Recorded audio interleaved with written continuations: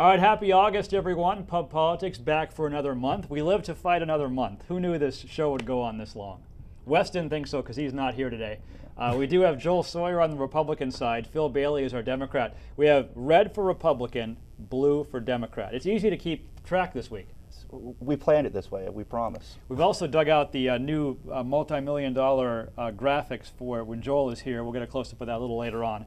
But Joel is here along with Phil, and we've got a lot to talk about. Boy, this whole Chick-fil-A thing kind of blew up in a hurry, didn't it? You drive downtown, for example, in Columbia, you look at the 5 Points Chick-fil-A, it's packed, all because of Chick-fil-A Appreciation Day. And we were talking about this earlier today.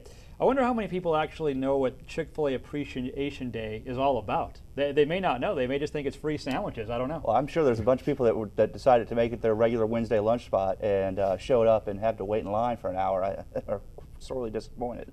But what we saw today was a good public relations move by Chick-fil-A to combat the bad press they've been getting recently. I got to applaud them on that move. I don't agree with what their company president said, but I think what they're doing right now is a good way to push back. Yeah, for those of you who don't know, let's reference this. This was the CEO of Chick-fil-A coming out in an interview and really not saying, it wasn't really a Chick-fil-A thing. They asked him about, traditional, he said he came out in favor of traditional marriage, so a lot of people in favor of same-sex marriage started the ball rolling and wanted people to boycott and protest against Chick-fil-A.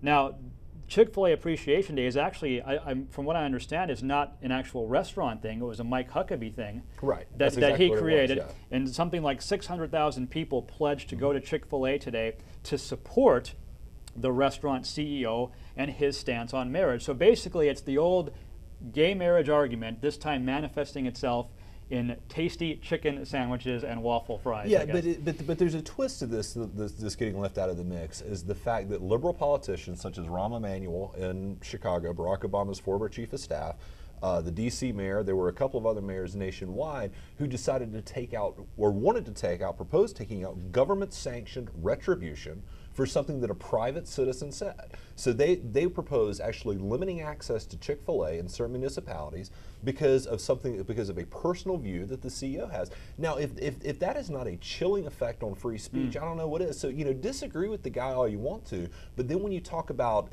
having government come in and penalize him, close associates of Barack Obama saying, if we don't like what you say, then the government is going to come in and take away your ability to do business. People in America are speaking up, fighting back in favor of free speech. Did the Democratic officials he mentioned, like Rahm Emanuel, did they go too far by coming out and weighing in on this issue? I think they did. I think they should have just stayed out of it.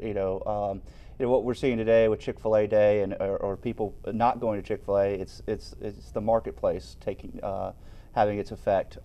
If you don't agree with what he said, don't eat Chick-fil-A. And I think that should have ended at that. I will say this, though. I know Chick-fil-A didn't organize Appreciation Day, but they're not going to give all this money back that they're making from sales today. I don't think. No, absolutely not. And just to kind of echo what Phil said, I support the free speech of people going to Chick-fil-A and supported them just as much as I support the people choosing the boycott. Where I think that the Democratic politicians went too far was when they proposed government sanctions on Chick-fil-A for the CEO speaking his mind, and I think that's what people are pushing back against. Phil, I'll give you the last word on this. I haven't eaten at Chick-fil-A since then. I may go tomorrow when the crowds die down. Who knows? I mean, it's not really a big deal in my opinion. All right, there you go. Now, something that the state Democratic Party chair, Dick Harpootlian, thought was a big deal was Nikki Haley making a trip in support of presidential candidate Mitt Romney. In fact, released a statement which this is the sort of thing he said before, saying that Governor Haley is more interested in being a celebrity, being on the national stage, than worrying about what's going on back here in the state of South Carolina. Phil, your comments on her making this trip at this point, right before, obviously, a couple months before the presidential election? Well, I mean, we've got the 5th highest unemployment rate in the nation. Just a new study that got released this week showed that we're the third worst state for youth to find employment. I mean, we've got real problems, and we think that Governor Haley should stick around here in South Carolina, actually do her job, instead of traveling around the country and increasing her own celebrity.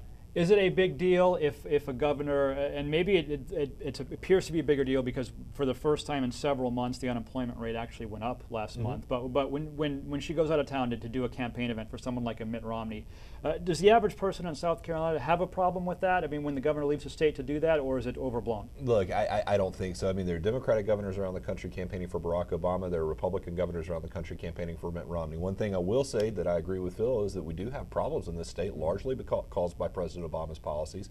And, you know, I think that she is looking out for South Carolina by changing the occupant of the White House. Getting Mitt Romney elected is a great way to help South Carolina. Do you buy that argument, Phil? No, I don't. I think what she's doing is going around and boosting her national profile and increasing her celebrity. I'm sure, I mean, her approval rating here in South Carolina is not the greatest. I'm sure when she leaves the state, she has to go out of state to find people that actually support her. All right, now, of course, she's in Colorado for the Republican Governors Association, so we do know that, and Phil will let us know where she's going to be next week. Did you ever buy your book, by the way? I forgot to ask. I haven't bought the book yet. I'm waiting. There's a copy that's circulating amongst us. So okay. I'm not giving her money. All right. Well, a shout out to Wes Donahue, who is not here today. I'm sure he'll watch the show online. Joel is going to be here, I think, for a couple of weeks. Is that right? I think all right, 2 more weeks. Yeah. Maybe we'll try to make this a little more permanent in the next couple of weeks. So Joel, thank you for stopping by. I appreciate it. Phil, as always, consistent. Thank you. Here on Pub Politics. We'll see you guys next week. All right, back to you.